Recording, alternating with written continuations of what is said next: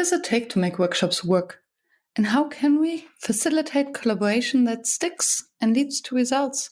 My name is Miriam Hatnas, and with the Workshops Work podcast, I'm on the mission to find the magic ingredients that make workshops work. Today with me on the show is Nicole Dessain, and we speak about using design thinking for HR. So stay tuned. And by the way, if you don't have pen and paper at hand to take your own notes, scroll down to the show notes and download my free one-page summary. And now, enjoy. Hello, Nicole. Welcome to the show. Hello. Thanks for having me. I am intrigued to talk about HR and about design thinking with you today. Yeah, happy to. It's a topic I nerd out about, so can talk for hours. Awesome. We don't want to bore people, but I have a few opinions. Awesome. I will guide the conversation with my curiosity. And my first curiosity always goes in the same direction. When did you start calling yourself a facilitator? And actually, do you? I don't, actually. I consider myself a consultant, a leader, and an HR professional who has experience in facilitation. And I think it's a skill everyone should have because it makes you better at any job, really. What do you mean by that?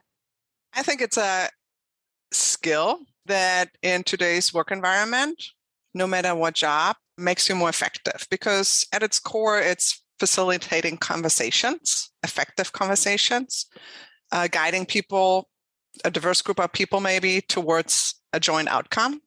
And I think it's just needed more than ever. I totally agree. I like the way how you frame it, because then even as a consultant, you're using facilitation skills in order to include the group you're working with instead of just telling them what to do, which is kind of maybe the old school consultant way.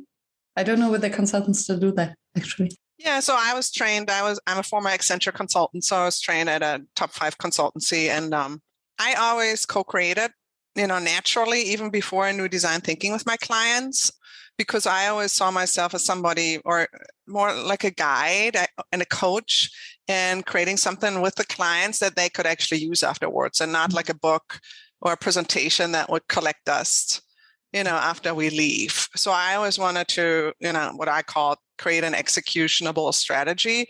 So even then, you lead workshops and there's more bias towards you being the expert in the room. And that has changed. And I have changed my perspective around that, especially since I discovered design thinking, that I'm more a facilitator of the conversation. And I'm, for example, one of many among the clients who ideates, for example, right? Traditional consulting model is I do analysis, I come up with the ideas, I create the roadmap for the client. And so now when I engage with clients now, it's we conduct the analysis, we ideate, and we come up with the roadmap. What has to change in your mindset and perception, and what has to change in your client's perception in order to make this possible? Because maybe to phrase it a little bit more provocative, what I can imagine is that the clients say, well, we are hiring you as an expert, as a consultant. Why should we do the work? Yeah, so let's start with my mindset. So I'm a recovering perfectionist. And I have found practicing design thinking is an antidote to perfectionism because literally the model is you work out loud, you share as you go, you experiment, you fail. Mm-hmm. And so that was kind of hard for me. But the more I practice design thinking, the better I get. So that, and because that's also what you've been expected as a consultant, right? You create a deliverable that's 110% before you put it in front of the client. So that was a journey, and I'm still on that journey, but I find design thinking to be really helpful for myself. For clients, I'm now at a point where they actually engage me because they want to use a design thinking approach to the project. Mm-hmm. So they, at this point, know what it is, and they come with that specific ask. So they know it won't be a traditional consulting project.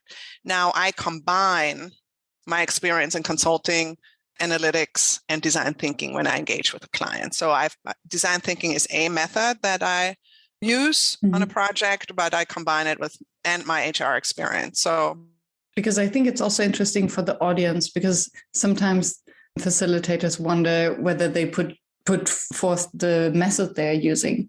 And actually, by stating that you're using design thinking as a consultant, you're attracting a very specific kind of client in the first place. So you can fast forward around all these conversations of how much input you expect from their side and how collaborative it is. Not fast forward. There's still quite a bit of education that takes place, but definitely more an openness. Mm-hmm. To your point. Yeah, the clients that come and want to engage with me definitely are open to listening, and they want to have that approach. There's still an education piece that needs to happen, especially design thinking is, I think there's over 2,000 methods out there that you could deploy, right? So it's like walking through, depending on the project, what's the approach we want to take and why, and sort of talking through that still takes some education. And I would like to dig a little bit deeper on what you just said about all the different methods around design thinking.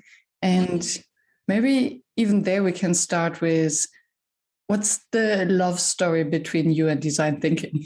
Where did you meet? When did you get engaged? I think it's funny because everybody who has a non-design background, who discovered design thinking, remembers exactly when they did, because it's such a profound experience. So I remember exactly, it was about 6 years ago when I was working on a talent acquisition strategy project with a client. And we were talking about leading a hiring manager workshop. And the CHO said, well, our innovation lab engages our leaders in some sort of creative way. Why don't you talk to them? So I talked to them, and they use design thinking. So we co-created the hiring manager workshop, and I was just blown away by the potential of the method to human resources. And I'm German, so I'm naturally skeptical when it comes to fads and trends. But this was something that I deeply felt could have immense potential for the function. So I became a student. So I studied with IDEO. I became a coach for IDEO. I got Luma Institute certified. And now I teach at Northwestern University, where we help students apply design thinking to organizational design. And then I started integrating it into my own offering around employee experience and capability building in HR. Wow, what a love story. I love that.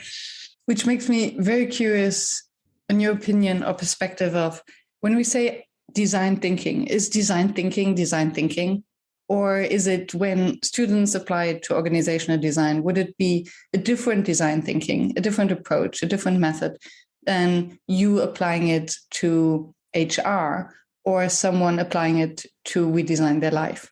Yeah, it can have these different flavors, and there's now branches of design thinking / human-centered design. We sometimes use them interchangeably. There is now a stream of work that focuses on service design versus product design, and then experience design. And that's more, so the service design and the experience design is more the application in the field of HR. And that would also be the application to designing your own life sort of method. So there's now variations, and I believe it was born from the realization that services and experiences are embedded in a much more complex ecosystem, and that is certainly true for HR than maybe just a product, which is a very defined, sort of thing. But when you think about designing for HR, you also have to apply systems thinking, for example, change management. So you have to integrate almost other methods to make sure that you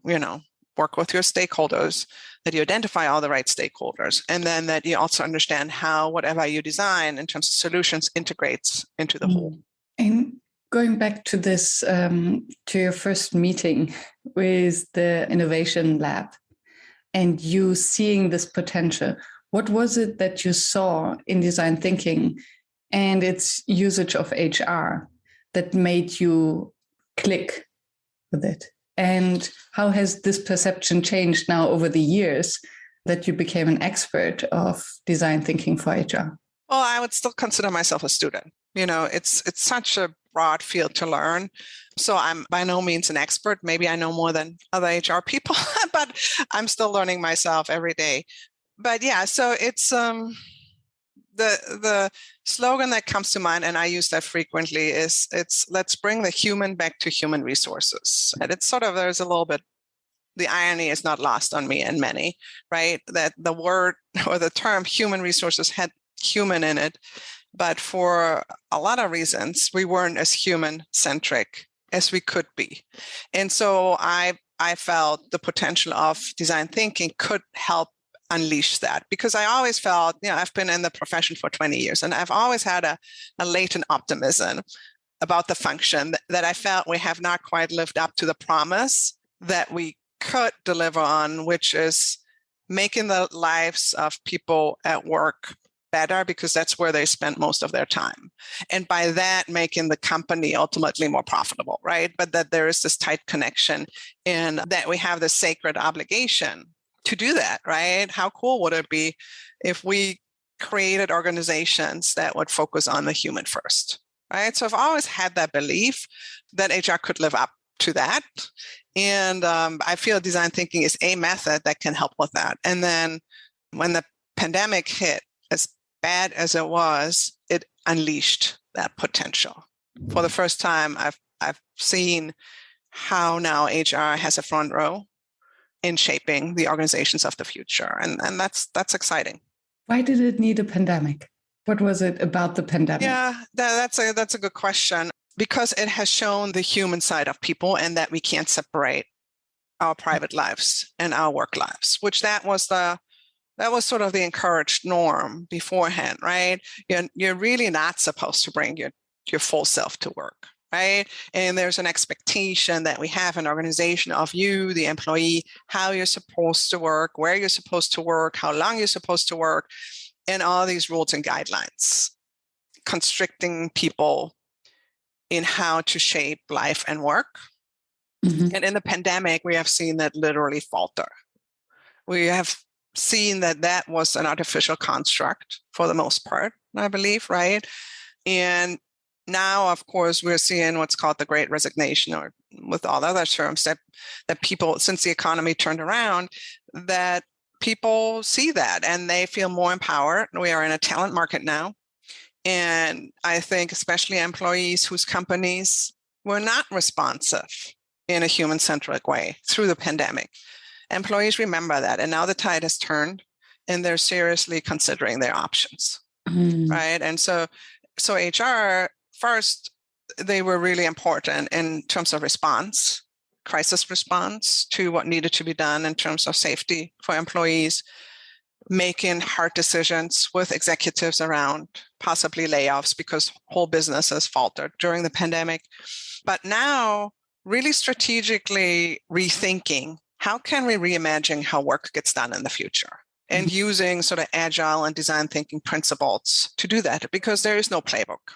And whenever there's a big, wicked problem with no playbook, and when it would benefit from a human-centric approach, meaning co-creating with others, that's when you should use design thinking. And this is the right problem to address with these methods. Yeah, before we dig deeper into that, it's beautiful to hear you explaining what has happened. And my brain was just firing up so many associations. And one was very kind of a visual, where I could see from your explanation how the workforce was first put in boxes at the workplace, right? So this is how you are supposed to behave, how you should work, how long, as you explained it. And then suddenly with the pandemic, we were literally put in boxes, in these Zoom boxes. Oh, that's a good visual. Mm-hmm. That basically invited our full self, right? Our full self with all of our personal surrounding into the workplace. So we could bring our own little box. Mm-hmm. Versus the company provided box. Mm-hmm. Yeah. So and now we're breaking out of those boxes. Yes. Yeah. I had a beautiful conversation with Jimbo Clark, who is taking his participants out of their boxes. And he literally puts kind of paper boxes on their heads that they can then, it's fantastic. Anyway, the other thing that I heard was that finally HR got a seat at the leadership table, which was something that HR has requested for decades and that never or very rarely happened, with mostly the excuse, HR doesn't understand the business anyway. You talk about your touchy-feely thingies or payroll. You do your thing. Let us, the grown-up, the boys, talk about the business and the strategy. And now suddenly they realized, oh, wait a moment, we do have these experts in our organization who might add to that. So these were my reflections. I find it very kind of insightful. So thank you for that. Yeah, you're welcome. And although I do expect the entire audience or most of the audience to know what design thinking is and what you mean when you say design thinking and service design, maybe you can, using the example of HR, walk us through how do you use design thinking in a very specific context of HR? And what do you mean by including agile and systems thinking and all these there? So as a consultant, I have to say it depends, because there's no one approach that I take. It really depends on the challenge. But let's start with what design thinking is, or how I define design thinking. So to me, design thinking means it's a set of methods and associated mindsets that I use for complex problem solving and surfacing innovation. And to me, one of the most important things is that it's a combination of methods and mindsets. It's not just a method or a mindset. They need to go together. And if in doubt, I would always say go with the mindset first.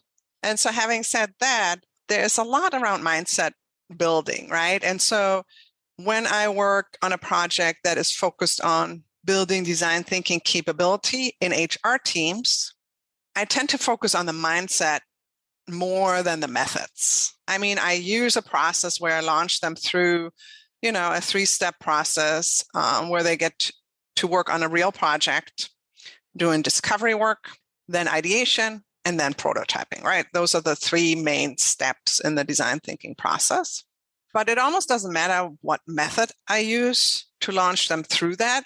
What really matters and what I hone in on, and that's where also facilitation comes in, is what are the mindsets? So I have prompts and reflection questions and group activities that foster that mindset building. And so for discovery, that would be curiosity and going in with the least judgment we can, which is hard because, especially as HR people, in essence, we have been trained to judge. We have been trained to judge when we hire somebody. In essence, that's a judgment, right? We have been trained to judge who gets promoted, who doesn't, right? All our decision points in HR are, in essence, judgments. I have never thought of that in this way. Thank you. Mm-hmm. So to go in and have an exploratory mindset, a mindset of curiosity, I always say, be like Sherlock Holmes, sort of look for the puzzle pieces. So that's the discovery mindset.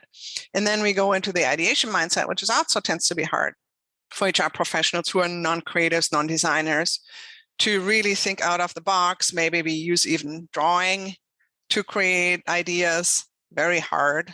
And I still remember when I was ideating for the first time and I was supposed to draw ideas, I was literally blocked by my inner voice who said, you suck at drawing. And so I could actually not ideate. And so when I reflected on it, I started practicing it and so forth, right? But the first ideation was super hard because it blocked me. So then we get into creativity. And then the last stage is the prototyping and testing phase. And the associated mindset is experimentation, learning from failure, things like that.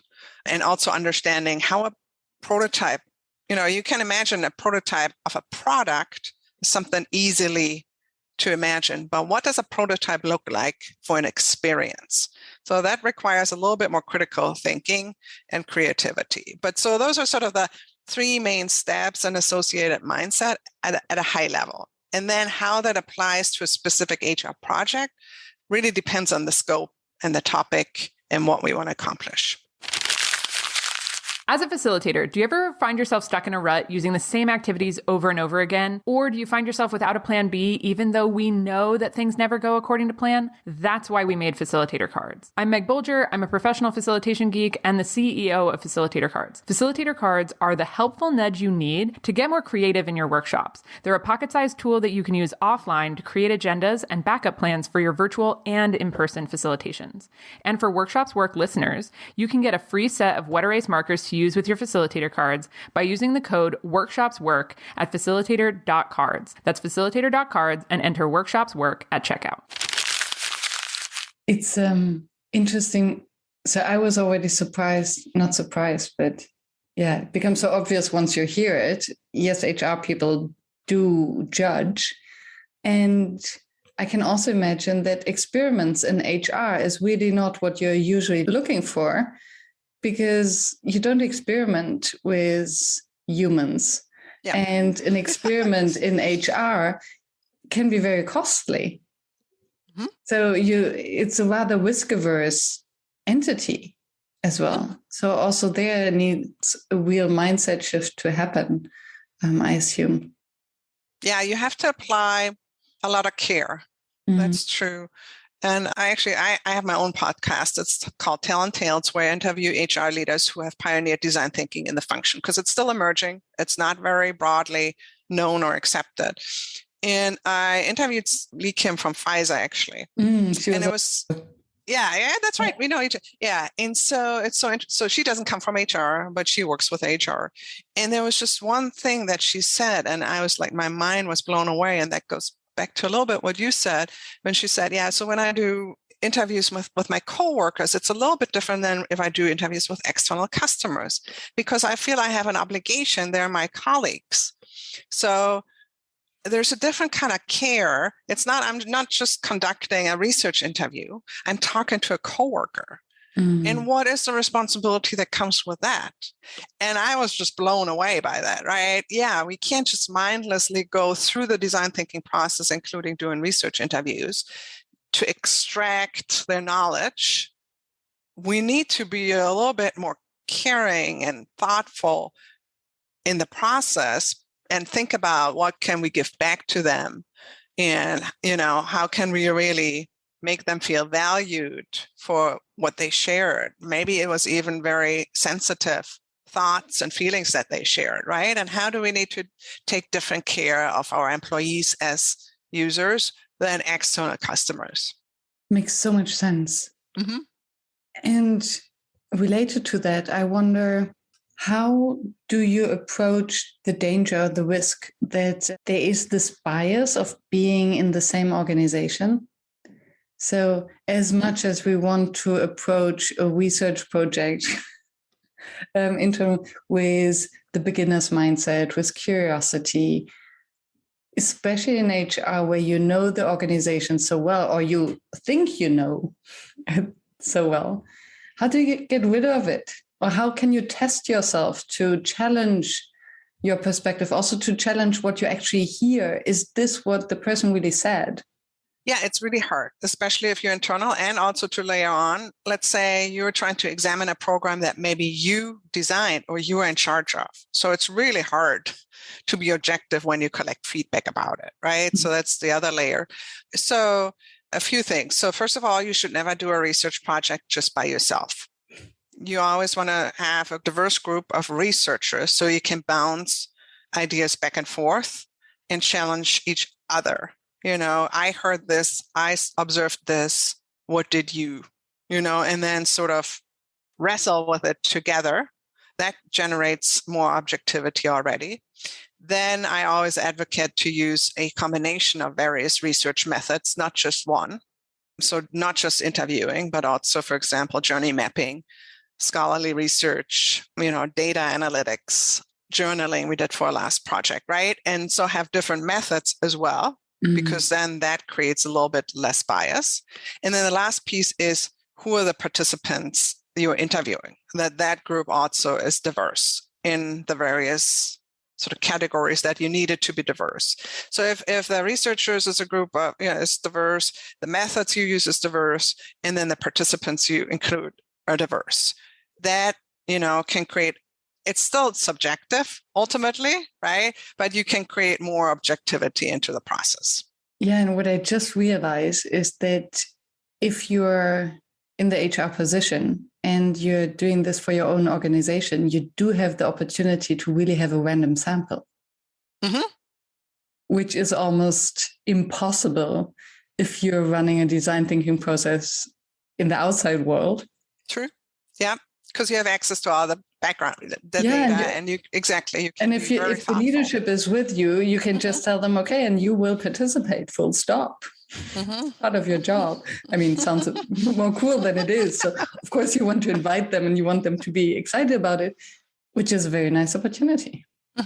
Yeah. So you can be very thoughtful about whom you invite in. Yeah. And it also comes with the responsibility though, right? So you have to make sure that you're not biased in whom you include. And there's some great work that's been done, because design thinking has come under criticism a little bit, that it's a method that was designed or developed by white men. And so what does that do to a method, right? If the people who developed it and who mainly use it is very homogenous. So, and one great work that I like to refer there to is, it's a book called Design Justice. And so the author talks about, that risk and that danger. And I had sort of an aha moment when I read her work around who designs and who designs in HR. And so I started digging into the data of the makeup, around the makeup of HR. And 65% of the HR function is white and female. So it's it's similar, right? If you look at the demographics of the function, who is the designer, and you want to design something that is inclusive, be conscious of that, right? And so if there are a bunch of white HR ladies designing something, that's maybe not the best way to go forward. So who should be on that team, beyond that demographic? And I think it's, so I first thought, so the method is only as good as its application, right? Yep. And I think the fact that you can truly randomize a sample of participants already brings in lots of inclusion that otherwise you would not be able to. Where I do see the danger, as you mentioned, is especially in HR, because there is tons of research showing that we do feel attracted to those who are similar to us. It's just human, right? It's how our instincts function. We trust those who look similar to us. Apparently, there's even research that an external person can recognize couples who is married in a huge puzzle. People can recognize who are the husband and wife, because apparently they resemble each other. It's kind of creepy, but yeah. And yes, it's kind of creepy. On the other hand, it makes sense, because that's how our brain functions. People who look like us, we trust them because they look like mama, right? It's more creepy. It's even more creepy, yes.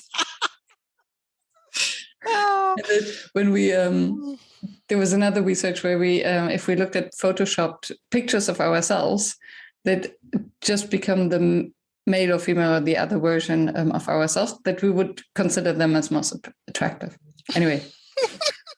All of this to say that there is some bias that we cannot just argue away. It's instinctive. So the sample, as you mentioned, becomes even more important, and the awareness. Yeah. So how can we build it into the process as much as possible so we can counter human bias? Yeah. Again, it's not a perfect science, but the more conscious you are about it, the more open you're to naming it, quite frankly, which is also not very comfortable to some people, but to really name it and then address it, I think that goes a long way. Absolutely. And then maybe also to start changing within. So to be aware as an HR team looking around, okay, we are all middle-aged white women. What can we do about it? Yep, exactly. To actually bring some diversity into our team. Exactly. And to come back to what you learned from your interview with Lee, and maybe also with the others, what is it then that you would advise or recommend HR professionals or any internal design thinkers, I can imagine that service design thinkers, internal service design thinkers, they are facing the same challenge that they're interviewing peers. So you mentioned this difference in how to approach them. Can you give an example or an advice? Yeah, maybe sort of in general, I ask that question of everybody I interview, how to get started. That tends to be the hardest, to understand how to get started. And so if I sort of synthesize the tips from all these interviews, there are a few things that bubble up to the top. So one is, don't necessarily call it design thinking. And I'm a fan of repackaging things anyways. I'm very pragmatic that way. And whatever works for your audience, if design thinking sets them off, don't use the term. Just use co-creation. That's much more innocuous, and very few people have objections to that, right? But so don't come in. Also, it can have the flavor of the month. Oh, HR comes in with yet another program and things like that. So, don't necessarily name it that. Say, hey, you have this challenge. Why don't we approach it this way? And then the other tip, and that goes from there, is then when people have been engaged in design thinking, usually they love it so much, right? And then it spreads through the organization. They talk to others, and then they come back and say, hey, the thing that you did there the other day, can you do this again? Right? So that's how it spreads. The other way to get started is, are other parts of the business already using the method? Right? Are they already familiar with design thinking or service design? So you don't have to educate anymore about really what it is. You just have to help make the bridge to, oh, you use design thinking there. Have you thought about using it to tackle this talent problem that you have? And more often than not, then they're going to be like, oh, no, but I know the method works, so let's try it, right? So sort of find partners in the business like that and get started with them. And then again, word of mouth spreads. So those are a few tips to get started just in general with design thinking in HR. And then in the interviews of colleagues? Yeah, that actually is so, it's a huge aha moment for HR. So whenever I've done projects, first of all, the feedback I get is from HR people, this is the first time I've ever spoken to my employees. That's always a bit shocking.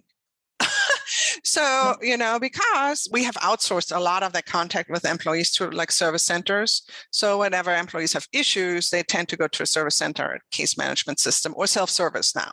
And that is part of the history of HR, of making HR more efficient and effective, which again has moved us away from being human focused. Mm-hmm. But because HR was seen as a cost center and has been underinvested in for so many years, so that was the direction that the function went, more efficiency. So literally many HR people have not talked to employees. HR business partners might talk to leaders. That's their customer in essence, but not to employees. So that's at first huge eye opener. And then they conduct these interviews and they're just blown away, because we call them empathy interviews as well as research interviews, because it helps them really put themselves in the shoes of the employees and how the employee is experiencing their process or service.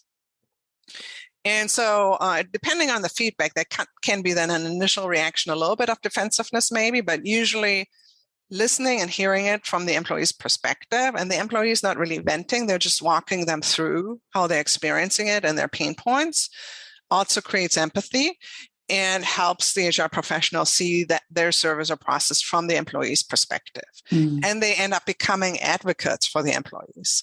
So, and then they oftentimes say, well, we should do these interviews more often and really integrate them into how we operate as a function and normalize these conversations. And why doesn't it happen? Or does it happen? I heard. Yeah, so the clients that I work with, they definitely want to do that more and consider that more. Now, the reality is that HR is still often a very operational function and a function that responds to a lot of crisis inquiries. So there's a lot of workload, quite frankly, especially right now, and we experience record high burnout among HR after the last 2 years.